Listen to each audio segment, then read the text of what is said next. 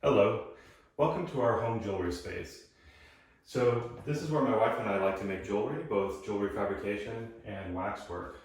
And it doesn't take a lot of room. So this is called a bedroom in our house. It's more like a wide spot in the hallway, but it's got a lot of good things for a jewelry studio space. It's one space for it, which is nice, keeps it away from everything else in the house. It's got a window for ventilation, and it's got a couple doors just to kind of isolate any little noise you might be making from anybody else in the house. And plenty of room and less than 144 square feet to set up a couple of benches and do your work. So you can kind of notice if you only have one bench and you need like a very small space for yourself, you can actually just kind of stick your space in a little nook like that and have plenty of room to do a lot of jewelry. Let me give you a tour of the space. This will be broken up into two parts. One part is going to focus on the jewelry fabrication area, and the other part is going to focus on the waxwork area. Let's get started. Well, this is the fabrication corner of our studio. Let's break it down into its parts. So we have over here kind of a common area where we have buffing and cleaning with the ultrasonic. We have some music tunes, very important when you're in the studio. And some more storage, got a table for kind of lower level work here, as well as pickling and such. And of course, the bench. So I'll give you a breakdown of each of those areas and how we set it up and any tips and tricks I can share to help you with making your studio space at home. So let's start with this area first. This is where, again, we have a buffing machine and our ultrasonic for cleaning. What you may not notice as much here is just this area is also a lot about storage. When you have a jewelry studio, there's a lot of bits and things that you need for storage. And so it's important to have spaces to put that in where you can find things when you need to find them. So we have this drawer unit from IKEA, which is really nice to keep things in. This bench is actually from IKEA from the kitchen department, and it has drawers in it to put things in, like sandpaper and miscellaneous tools. We have plenty of shelves, racks, for putting stuff on there with boxes that fit on there that have been labeled so we know what's in them. And we even have this cart here that has more stuff stored on there as well. Here's a tip for this area, how we organize our metals. We use file jackets like this. File jackets are great because they're enclosed on three sides, so you're not having small bits of metal come out. And we label on the top here first the type of metal, and then its form, and then its gauge if appropriate. So for example, this is wire, and so this is sterling wire 18 gauge. And then you can put it alphabetically, so when you need to find metal for your project, it's very easy and very fast to find the metal, and very easy and fast to put it back in some place where you can find it later. A fairly inexpensive alternative to a jewel tool for a buffing machine is to simply get a polishing lathe or bench lathe. This is a small unit. It's not as big as its cousin over here that you can see, but it still does the job when you use smaller wheels that are up to about 3 inches in size. So you can use this for buffing, and you can use it for polishing with all sorts of great attachments you can get for a buffing machine, because it uses the same size spindles. I was going to say pindles, but pindles isn't a word. Spindles here that fit the same buffs that you use on the larger buffing machines. You can get this optional shield package that it mounts to that has like a face guard here, should still wear safety glasses, and it helps to contain some of the dirt from it while you're polishing. This is a great thing to have in your studio. It's any kind of flat file, flat drawer system like this. So the more drawers, the merrier, the better for storing stones, findings, and other bits that you use for jewelry, and there are lots of them, as I've said. So flat drawers like this make it easy to just put in one level of stuff and to be able to search through it very quickly at a glance, especially if you have it nicely organized on the inside. We were lucky enough to get this as a gift from some friends of ours when they downsized, but they are available, they are out there. I like to have a table next to the bench, which is at a more normal table height for doing some other work. Some jewelers will have a stump for this, but a table works really well too, as long as it's sturdy. So it should be solid wood and not really flimsy and hollow material. Folding tables don't work really well for this. I mean, they can temporarily, but they're going to be really loud and make a lot of noise. But a nice solid wooden table is the best. So this is where I can do hammering at a more correct height. I can have stuff to be able to lay out and work on designs and things. We have our pickling station over here. So we have the pickle pot, otherwise known as a crock pot. Various rinse waters, stuff for cleaning jewelry before and after soldering. So before soldering, after pickling. We have this carousel here, which is handy and squeaky for like putting miscellaneous parts, like stuff for soldering in there. And we have some more storage around the corner here. So very versatile space, gives you a lot that you can do right next to your bench. So this is the jeweler's bench. This is where it all happens. And it's a very important component of making jewelry. So as soon as you can get a bench, I highly recommend it. It puts everything you need to do in a really small footprint. This is only about less than 4 feet wide by about 2 feet deep. But in that space, you have your area for working, you have your area for collecting metal dust or sweeps, you have lots of storage, hands length, arm's length to get to it. So everything's happening right here. So one of the most important things with the bench is to make sure it's at the right height for you. So figuring that out starts with the chair. So sit yourself in a comfortable office style chair and raise or lower it until you've got your legs almost at 90 degrees, so slightly above and comfortable. And then take a look at your height. So if you're sitting up straight and your arm is coming out of your socket, and this is about the level of your clavicles, the bench top should be just below your arm like that. So it shouldn't be too low, shouldn't be too high compared to where your arm is right there. So I'm lucky enough, I guess, to be average height. So for me, being about 5'9", 5'10" on a good day, I can just set up this bench no problem. So if I was shorter or taller, I'm gonna have to adjust it. And the way you adjust the bench is you either lower it or raise it. So if you're taller, you can raise the bench up so it's at the correct height by putting risers or extensions on the legs. Make sure that it's secure so your bench isn't wobbling. If you're short, well, you're gonna have to cut a little bit off the legs to lower them down, lower the whole bench down to the correct height. But it's so worth it because then you don't feel awkward in your chair, you're not banging your knees into everything, maybe your feet aren't dangling off the chair and you can't reach the pedals. Put your bench at the correct height because this will be your bench, your custom bench for you to do your jewelry work. So make it right for you. So how do I organize my bench and make this an efficient workspace for myself? So I'll share with you some of my tips. Pliers. I want the pliers to be handy, so I have those here. Generally, I try to keep the desktop pretty free and clear in between projects so that it's easy to see things and find things. So basic rule is everything has a home. So make sure that there's a place for it to go. So when you're done with it, you can put it back. And when you need it, you can take it out and you can find it. So let's look at the various parts here that we've got organized and how they work. This is my pliers rack. It's actually just a drawer pull. So I'll pull some of these off so you can see. This is a drawer pull from IKEA, like a nice big long bar with 2 places to screw it in. It's great for holding all my pliers and having them be really close to my work so that I can move them around as I need to and get to them really quickly. This is my hammer rack. This is a bench accessory, so you can screw this directly onto the side of your bench. I believe this is one you can get from riogrande.com. And it has an open area for your hammers to rest that goes from narrow to wide.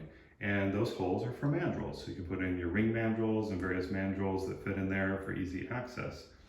I put an extra mounting plate here to hold my soldering station when I'm not working with it. So it's handy and able to air cool very quickly after soldering. In this corner of my bench, you see I've got a spinning organizer for saw blades. Time to reload this guy, but I've labeled it on top where the various sizes and cuts of saw blades need to go. My junk cup has a little bit of everything in it. Another smaller junk cup for more tools and such like that.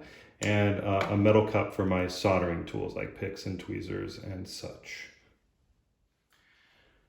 This is one of my favorite little organizers. It holds a lot of my polishing bits and some of my files for easy access, and it spins to keep everything accessible in a very small footprint, just a little corner of my bench. So I've got abrasive wheels in various sizes, I've got burrs, and I've got bits and polishing stuff for polishing compounds, which I kind of have my organization. I know this is for one level of polishing compound, and this is for another level. In fact, I'll often use nail polish, inexpensive nail polish, to kind of label the wheels so I know that if they get mixed up on the bench, these are the ones for Rouge or Luxie's Red. So be sure to have good lighting for your bench. This is an LED lamp that's adjustable, which is nice for different times of the day. So you can have different levels of lighting on your work. This is a pegboard system, also available from IKEA. It looks nice. You know, it's not just the old-fashioned kind of brown one. So, and it has various shelves and cups and things that you can use to hang all sorts of stuff and keep it where you can find it, see it, and get to it really quickly. This is Osmosoft. It's the best burn cream we have ever found. If you put this on right away after burning yourself, it's amazing how much more easily you heal and how much less scarring you have.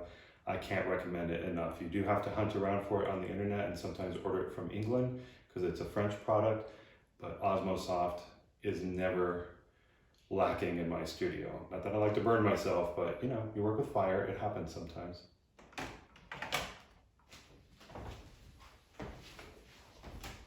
This is a bench apron. It's easily mounted to the side of your bench. It's a canvas organizer on a little bar here, and you can use it to organize files, even hammers in the bottom part there. So it's very inexpensive, under $30, but it's so handy to extend your storage space for your bench.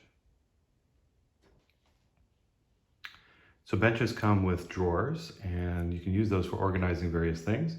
So the top drawer of my bench is usually kind of my junk drawer, so it keeps various objects in there to kind of reach for, stamps, glue, things like that. My handpiece when I'm not using this style, etc.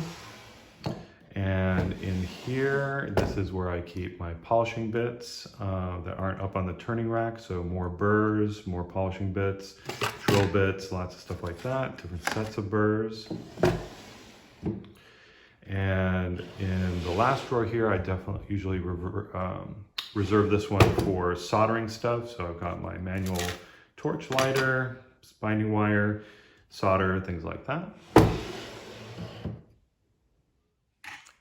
Underneath your bench top, you have a drawer space like this where you've got shelves above your sweeps drawer. So I try to keep my sweeps drawer pretty clear so that the metal dust can fall in here and I can sweep it up and collect it for refining so I can get money back, credit towards more metal, and just basically do my part to make sure that metal gets refined and recycled and kept in the system and not wasted.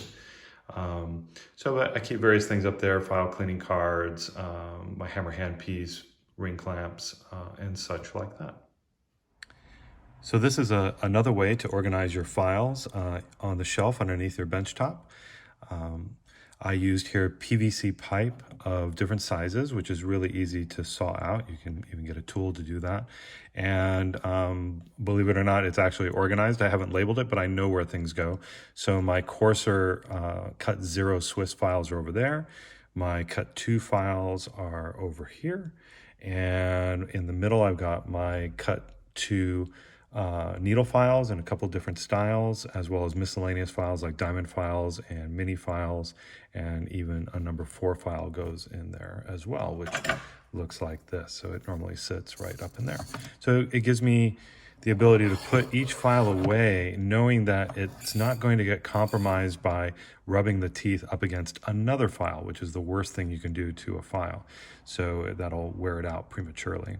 So I like this organization system. I thought I would have to glue the PVC into place, but I was able to put just enough across that it held all the pieces in place without any glue. Here at my workbench at school, you can see another use of organization equipment that's pretty simple. These are just simple brass hooks, and I use them to organize my brush and my loop and other tools.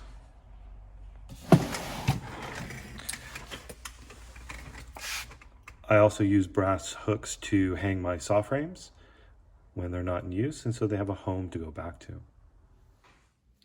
For the all-important bench pin, which is what you use for your sawing, your filing, your stone setting, everything, I'm a big fan of the GRS style bench pin system because it makes it so easy to attach a bench pin to your bench. So a lot of times your bench will come with a bench pin that kind of slots into the bench and may not fit really securely, so you have to screw it in, and it's just going to take a lot to change it. And you do change your bench pin as you wear it down. So the GRS system works with a mounting plate. A lot of different people sell it now.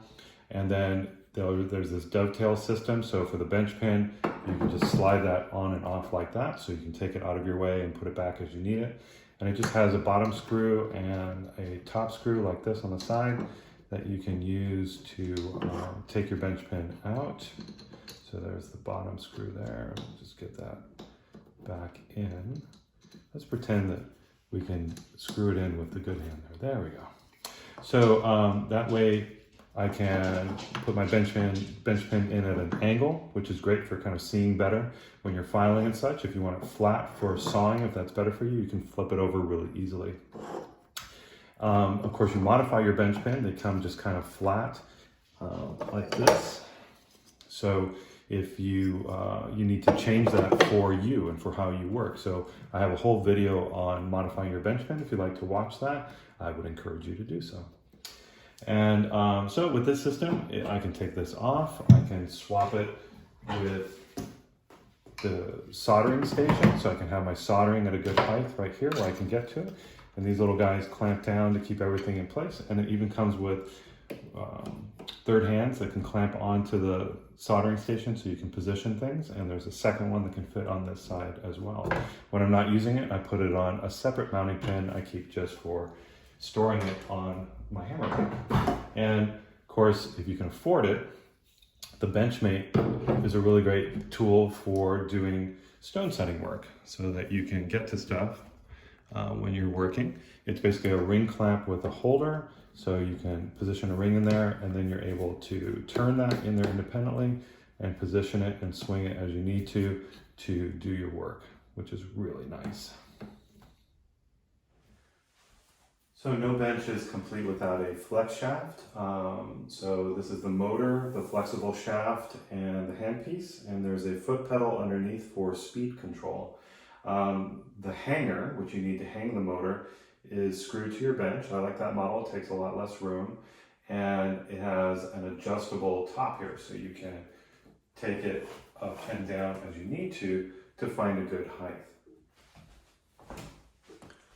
So what you're looking for height-wise is, it's not too far to pick it up and you can bring it, and there's not a lot of bending going on in the shaft so that you can bring it to do your work like that or like that. And most of the weight is taken up by the hanger. This is the foot pedal. This is not the foot pedal that came with my flex shaft. This is a Lucas Lowboy, which is one of the best foot pedals for speed control for everything from polishing to setting. And it is a little bit heavy, so it stays in place. And you can just depress it to kind of start up your flex shaft and really control that speed. So you can see here with this radial wheel, I can just get that going really slowly, very easily, and I can speed it up. And then I can take it back down and get it going. Lots of speed control, very important for jewelry. One thing that I find irritating is chasing my foot pedal around all day because it's slipping around on the floor. At work here, we have a concrete floor, and so I put both of my pedals with Velcro onto a sewing pedal pad that I bought very inexpensively. And so the pad has grippers so it doesn't move, and the Velcro keeps the pedals gripped in place. I have 2 flex shafts at work, so it keeps my pedals organized so I know which one I'm using. Even if there's a piece of trash or like a polishing pad on top of it, I can still use it. Last but not least is the torch, of course, for annealing and soldering. So you could use a butane torch like this one. This is a Blazer Big Shot that we recommend for its ease of use and reliability. Butane is a very safe gas for indoors because it dissipates. It doesn't pool up like natural gas and propane, so you won't get that fireball if you're kind of running it for a little bit and I'll accidentally spark it. So it's very nice and safe for inside. Remember, butane torches are used to make creme brulee, but with this size you can make everything from rings and earrings on up to bracelets. And I've made jewelry for a long time, so my preferred torch is a oxygen propane torch, like this little torch, this Smith brand little torch. I have modified it with an adapter that you can see here, which is running a larger tip that I bought from Page Tools. And I love that big fluffy flame. It's a lot closer to what I grew up with in art school, studying jewelry, and of course over my career. Now, most jewelry studios are indoors. It's not an activity that lends itself well to being outside where wind can blow your flame around and your small stones and things. Every jewelry shop I've worked in, every jewelry studio I've owned has been indoors. So how can you work safely with a torch like the Smith Little Torch indoors in a home?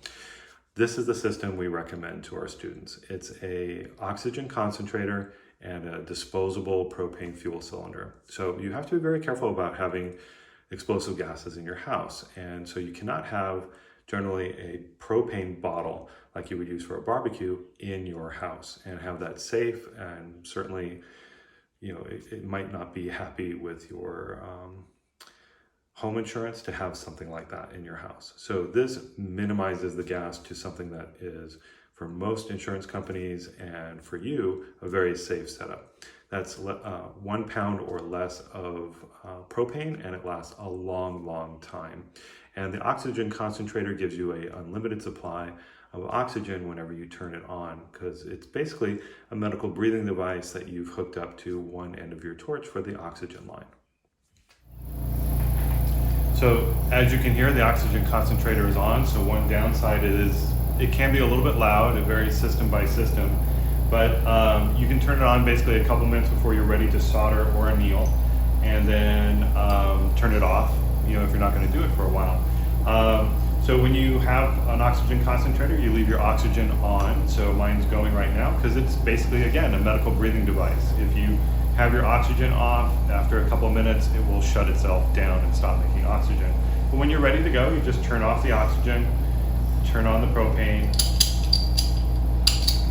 and light that as normal. Add your oxygen in to modify the flame, and you have a nice steady flame for doing your work with a very small and minimal gas footprint. I love it.